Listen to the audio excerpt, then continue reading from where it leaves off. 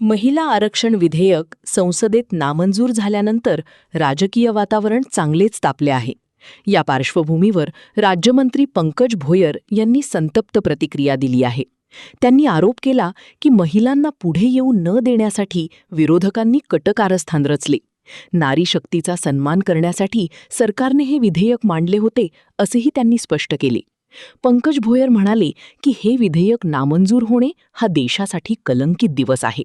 महिलांना आरक्षण देणे अत्यावश्यक असून त्या कोणत्याही क्षेत्रात मागे नाहीत असे त्यांनी ठामपणे सांगितले. तसेच महिला सशक्तीकरणासाठी भाजपची लढाई सुरूच राहणार असल्याचा पुनरुच्चार त्यांनी केला. या मुद्द्यावरून आता राज्यात आणि देशात राजकीय आरोप प्रत्यारोप अधिक तीव्र होण्याची शक्यता आहे. या देशातल्या नारी शक्तीचा सन्मान करण्याकरता भारतीय जनता पार्टीने देशाचे प्रधानमंत्री सन्माननीय नरेंद्रजी मोदी यांच्या पुढाकारात हे विधेयक आणण्याचा लोकसभेमध्ये त्या ठिकाणी मांडलेलं होतं. परंतु त्या दिवशीचा दिवस हा आपल्या देशाच्या इतिहासाकरता अत्यंत कलंकदायी दिवस होता.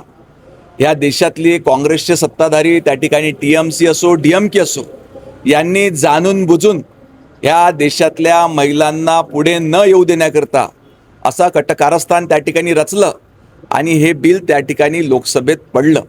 ही अत्यंत दुर्दैवी घटना आहे. आज आपण बघतो की आपल्या देशातल्या महिला ह्या कुठल्याही क्षेत्रात मागे नाही. अजूनही ग्रामीण भागातल्या मध्यमवर्गीय महिलांना अजून प्रोत्साहन देण्याकरता अशा पद्धतीच्या आरक्षणाची सक्त आवश्यकता आपल्या देशामध्ये आहे. आणि भारतीय जनता पार्टी ही कदापि त्या ठिकाणी शांत बसणार नाही.